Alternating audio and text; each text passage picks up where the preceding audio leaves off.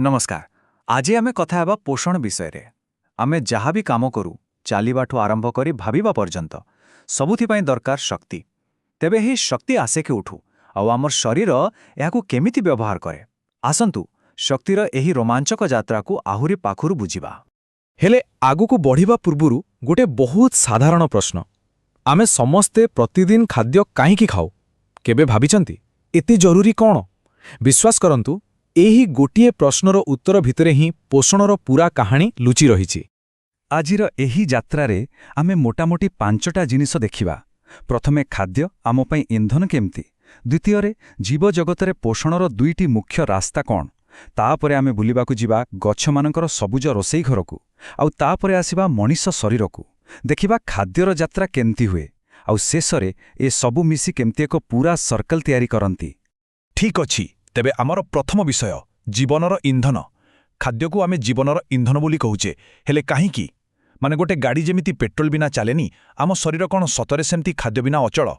एहार उत्तर हेउछि गोटिए शब्द, चयापचय। आम शरीर को गोटे बड़ कारखाना बोली भावंतु। एठी किछि जिनिस सबुबेले तैयारी होउछि आउ किछि भंगा जाउछि। जेतेबेले किछि नुआ तैयारी हुए, धरंतु मांसपेशी बा नुआ कोष, ताकू कुहा जाए चय, आउ जेतेबेले आमे खाइथिबा खाद्य को भांगी सेथुरु शक्ति बाहर करा जाए, ताकू कुहा जाए अपचय। एही दुईटा को मिसेले ही हुए पूरा चयापचय प्रक्रिया। अच्छा, तेबे एही कारखाना को चलैबा पई 6 प्रकारर खाद्य दरकार। एमाने हेले गोटे सुपर हीरो टीम भली। श्वेतसार हेउछि टीमर स्प्रिंटर जे तुरंत शक्ति दिए। पुष्टिसार हेउछि टीमर बिल्डर जे शरीरर भंगारुजा मारामती करे। स्नेहसार हेउछि पावर बैंक जे शक्ति को जमा करी रखे। आउ धातुसार, जीवसार ओ जल एमाने हेले सपोर्ट स्टाफ जेउमानंक बिना पूरा सिस्टम काम करि पारिबा नाही। श्वेतसार केते शक्ति दिए जानिले आश्चर्य हेबे। मात्र 1 ग्राम श्वेतसार माने भात किंबा आलुरु आम शरीर को प्राय 16 किलोजूल शक्ति मिले। भाभी देखंतु खाली गोटे छोट चामचरु एते शक्ति। सेथिपाई तो कुआ जाए श्वेतसार हेउछि आमर प्राइमरी फ्यूएल बा मुख्य इंधन। ठीक अछि, एबे आमे बुझिगले जे खाद्य काहींकी दरकार। हेले सबु जीव कौन गोटे उपाय खाद्य पाआंती? ना, जीव जगतरे मुख्यतः 2टा रास्ता अछि। गोटे रास्ता हेला निजे रोसेई कर, आउ रास्ता हेला अन्यठू मागी खाओ। जो माने निजे निजर रोसैया सेमानकु आमे कहूं स्वभोजी। सबुज गछ हेउछि एहार सबुठु बड़ उदाहरण। सेमाने सूर्य किरण, पानी आउ पवन को व्यवहार करी निज पई खाद्य तैयारी कर दियंती। आउ बाकी आमे समस्ते मनीष हेउ कि बाघ, आमे हेलु परभोजी। माने आमे निज खाद्य पई सीधा सड़क हेउ बा परोक्षरे गछ उपरे ही निर्भर करू। परभोजी मानंग भितरे भी केते प्रकारर कथा। प्रथम हेले प्राणी सम, एमाने आम भଳି खाद्य को पाटिरे पुरेई चोबेई पेट भितरे हजम करंती। द्वितीय आसिले मृतोपजीवीय जेमति कि छत्तु, एमाने मलापचा जिनिस उपरे बंचंती, प्रकृतिर सफाई कर्मचारी कहिले चले। तापर हेले परजीवीय जेमति कि मशा किंबा जोक, एमाने अन्य जीव शरीर रे रही बा लागिकी ताठू खाद्य शोषि नियंती। आउ शेषरे होउछि सहजीवीय जेउंती 2 जण सांग होई रहंती आउ दुहे दुहिंकर लाभ करांती। या होउछि एक विन विन सिचुएशन। अच्छा, परभोजींक कथा तो बहुत हेला। एबे चालंतु जीवा सेमानंक पाखकू जेउमाने पूरा जीवजगत पई खाद्य तैयारी करंती। आसंतु सेमानंकर सबुज रोसईशालारे पसिबा आउ देखिबा केमिति साधारण सूर्य किरणरू जीवन पई शक्ति तैयारी हुए। एही जादुकारी प्रक्रियार ना हेउछि आलोक श्लेषण। गछर पत्र भितरे प्रतिटी कोषरे गोटे छोट माइक्रो किचेन अछि, जहार ना होछि क्लोरोप्लास्ट। एइटी ही पूरा रोसई हुए।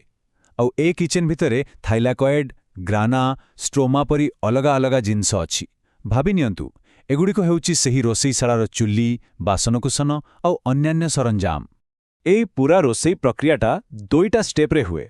प्रथम स्टेप्र ना होउछि आलोक प्रक्रिया। एटा दिनबेला हुए जेतेबेले खरा धाए। एई समयरे गछ सूर्य किरणरू शक्ति को धरी ताकू पैक करी रखे। आउ द्वितीय स्टेप होउछि अंधकार प्रक्रिया। एहार ना अंधकार हेले भी एथिपाई सीधा सड़क खरा दरकार नाही। एई स्टेप्रे से पैक होइथिबा शक्ति को व्यवहार करी प्रकृत खाद्य तैयारी करा जाए। अच्छा, आलोक प्रक्रिया रे प्रकृतरे कौन हुए? देखंतु पत्ररे थिबा क्लोरोफिल सूर्य किरण को धरि निए। सेही शक्ति रे पानी को भंगा जाए आउ सेइठू बाहरे आम पई जीवनदायी अम्लजान। हेले सबुठू मजादार कथा हेउछि सेही सौर शक्ति को एटीपी आउ NADPH नामक 2टी छोट छोट मलिकुलार बैटरी रे चार्ज करी रखा जाए। ଏହି ଶକ୍ତିକୁ କୁହାଯାଏ ଆସିମିଲେଟରୀ ପାୱାର। ଏବେ ଆସିଲା ଅନ୍ଧକାର ପ୍ରକ୍ରିୟାର ପାଳି। ସେଇ ଯେଉଁ ଛୋଟ ଛୋଟ ବ୍ୟାଟେରୀ ଚାର୍ଜ ହୋଇଥିଲା, ଏବେ ତାକୁ ବ୍ୟବହାର କରାଯିବ। ସେହି ବ୍ୟାଟେରୀର ଶକ୍ତିକୁ ବ୍ୟବହାର କରି ଗଛ ପବନରୁ ଅଙ୍ଗାରକାମ୍ଳ ଗ୍ୟାସ୍କୁ ନେଇ ତାକୁ ଗ୍ଲୁକୋଜ୍ ବା ଚିନିରେ ବଦଳାଇ ଦିଏ। ବାସ୍, ହୋଇଗଲା ଗଛର ଖାଦ୍ୟ। ଆଉ ଏହି ଗ୍ଲୁକୋଜ୍ ହିଁ ପୃଥିବୀର ପ୍ରାୟ ସବୁ ଜୀବଙ୍କ ପାଇଁ ଶକ୍ତିର ମୂଳ ଆଧାର। ତେବେ ଗଛ କେମିତି ଖାଦ୍ୟ ତିଆରି କରେ ଆମେ ଦେଖିଲେ। ଏବେ ଆସନ୍ତୁ ଆମ ନିଜ କଥାକୁ। ଯେତେବେଳେ ଆମେ ସେହି ଗଛ କିମ୍ବା ତାକୁ ଖାଇଥିବା କୌଣସି ଜୀବକୁ ଖାଉ, ତାପରେ କ'ଣ ହୁଏ? ଚାଲନ୍ତୁ ଆମ ପ୍ଲେଟ୍ରୁ ଆମ ଶରୀରର କୋଷ ପର୍ଯ୍ୟନ୍ତ ଖାଦ୍ୟର ଯାତ୍ରାକୁ ଟ୍ରାକ୍ କରିବା। ଏହି ଯାତ୍ରା ଆରମ୍ଭ ହୁଏ ମୁଖ ଗହ୍ୱରରୁ। ଏଠି ଦାନ୍ତ ଖାଦ୍ୟକୁ ଛୋଟ ଛୋଟ କରେ ଆଉ ଲାଳରେ ଥିବା ଏନ୍ଜାଇମ୍ ଶ୍ୱେତସାରକୁ ହଜମ କରିବା ଆରମ୍ଭ କରିଦିଏ। ତାପରେ ଖାଦ୍ୟ ଗ୍ରାସନଳୀ ଦେଇ ସିଧା ପହଞ୍ଚେ ପାକସ୍ଥଳୀରେ। ଏଠି ଏସିଡ୍ ଆଉ ଏନ୍ଜାଇମ୍ ମିଶି ପୁଷ୍ଟିସାରକୁ ଭାଙ୍ଗନ୍ତି। ଏହାପରେ ଆସେ ସବୁଠୁ ଗୁରୁତ୍ୱପୂର୍ଣ୍ଣ ସ୍ଥାନ, କ୍ଷୁଦ୍ରନ୍ତ୍ର। ଏଇଠି ହଜମ ପ୍ରକ୍ରିୟା ଶେଷ ହୁଏ ଆଉ ଖାଦ୍ୟରୁ ପୋଷକ ତତ୍ତ୍ୱ ଶୋଷିତ ହୋଇ ରକ୍ତରେ ମିଶେ। ଆଉ ଯାହା ବଳକା ରହିଲା ତାହା ବୃହଦନ୍ତ୍ରକୁ ଯାଏ, ଯେଉଁଠି ପାଣି ଶୋଷିତ ହୋଇ ବାକି ଅଦରକାରୀ ଜିନିଷ ଶରୀରରୁ ବାହାରିଯାଏ।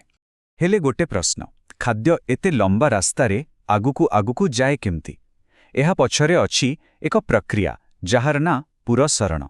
ଏଥିରେ ଆମ ପାଚନ ନଳୀର ମାଂସପେଶୀ ସଂକୋଚନ ଆଉ ପ୍ରସାରଣ ହୁଏ। ଠିକ୍ ଯେମିତି ସମୁଦ୍ରରେ ଢେଉ ଉଠେ, ଆଉ ସେହି ଢେଉ ହିଁ ଖାଦ୍ୟକୁ ଧୀରେ ଧୀରେ ଆଗକୁ ଠେଲି ନେଇଯାଏ। ଏବେ ଆସନ୍ତୁ ହଜମ ପ୍ରକ୍ରିୟାର ଅସଲି ହିରୋମାନଙ୍କୁ ଭେଟିବା। ସେମାନେ ହେଲେ ଏନ୍ଜାଇମ୍ସ। ଏଗୁଡ଼ିକ ହେଉଛନ୍ତି ମାଇକ୍ରୋସ୍କୋପିକ୍ ରାସାୟନିକ କଇଞ୍ଚି। ଆମେ ଖାଉଥିବା ଜଟିଳ ଖାଦ୍ୟକୁ ଏମାନେ ସିଧାସଳଖ ଶୋଷଣ କରିପାରିବେନି, ତେଣୁ ଏହି ଏନ୍ଜାଇମ୍ମାନେ ତାକୁ କାଟି ଛୋଟ ଛୋଟ କରିଦିଅନ୍ତି। ଯେମିତିକି ଏମାଇଲେଜ୍ ଶ୍ୱେତସାରକୁ ଗ୍ଲୁକୋଜ୍ରେ, ପ୍ରୋଟିଏଜ୍ ପୁଷ୍ଟିସାରକୁ ଆମିନୋ ଏସିଡ୍ରେ, ଆଉ ଲାଇପେଜ୍ ସ୍ନେହସାରକୁ ଫ୍ୟାଟି ଏସିଡ୍ରେ ବଦଳାଇ ଦିଅନ୍ତି। ତେବେ ଏତେ ସବୁ କାମ ହେବା ପରେ ଶେଷରେ ପୁରସ୍କାର ମିଳିବାର ସମୟ ଆସେ, ଆଉ ସେଇଟା ହୁଏ କ୍ଷୁଦ୍ରାନ୍ତ୍ରରେ। ଏଇଠି ସେଇ ଛୋଟ ଛୋଟ ହୋଇଯାଇଥିବା ପୋଷକ ତତ୍ତ୍ୱଗୁଡ଼ିକ ଶୋଷିତ ହୋଇ ରକ୍ତରେ ମିଶିଯାଏ, ଆଉ ରକ୍ତ ହିଁ ସେଗୁଡ଼ିକୁ ଶରୀରର କୋଣ ଅନୁକୋଣରେ ଥିବା ପ୍ରତିଟି କୋଷ ପାଖରେ ପହଞ୍ଚାଇ ଦିଏ। ଏମିତି ଭାବରେ ଆମ ଶରୀର ଶକ୍ତି ପାଏ। ଆମେ ଗଛର ରୋଷେଇ ଦେଖିଲେ, ଆମ ନିଜ ପାଚନ ପ୍ରକ୍ରିୟା ବି ଦେଖିଲେ। ଏବେ ଟିକେ ପଛକୁ ହଟିଯାଇ ପୁରା ବଡ଼ ଚିତ୍ରକୁ ଦେଖିବା। ଏସବୁ ଅଲଗା ଅଲଗା ଲାଗୁଥିବା କାହାଣୀ ପ୍ରକୃତରେ ଗୋଟିଏ ବଡ଼ କାହାଣୀର ଅଂଶ। ଏହା ହେଉଛି ପୋଷଣର ଏକ ସମ୍ପୂର୍ଣ୍ଣ ଚକ୍ର, ଯାହା ସବୁ ଜୀବଙ୍କୁ ଏକାଠି ବାନ୍ଧି ରଖିଛି। ଏହାକୁ କୁହାଯାଏ ପୋଷକ ଚକ୍ର। ଏହା ହେଉଛି ପ୍ରକୃତିର ସବୁଠୁ ପରଫେକ୍ଟ ରିସାଇକ୍ଲିଂ ସିଷ୍ଟମ। ଏଠି କିଛି ବି ନଷ୍ଟ ହୁଏନି। ପୋଷକ ତତ୍ତ୍ୱ ମାଟି ଆଉ ପରିବେଶରୁ ଆସେ ଗଛ ପାଖକୁ, ଗଛଠୁ ଯାଏ ଆମ ଭଳି ପ୍ରାଣୀମାନଙ୍କ ପାଖକୁ। ଆଉ ଯେତେବେଳେ ଗଛ ବା ପ୍ରାଣୀ ମରିଯାଆନ୍ତି, ସେତେବେଳେ ଅପଘଟକମାନେ ତାଙ୍କୁ ବିଘଟନ କରି ସେହି ପୋଷକକୁ ପୁଣି ମାଟିରେ ମିଶାଇ ଦିଅନ୍ତି। ଆଉ ଏହି ଚକ୍ର କୋଟି କୋଟି ବର୍ଷ ଧରି ଏମିତି ହିଁ ଚାଲିଛି। କିନ୍ତୁ ଗୋଟେ କଥା ମନେ ରଖିବା ଦରକାର, ପୋଷକ ତ ରିସାଇକେଲ ହୋଇଯାଏ, କିନ୍ତୁ ଶକ୍ତିର ପ୍ରବାହ ଏକମୁଖୀ।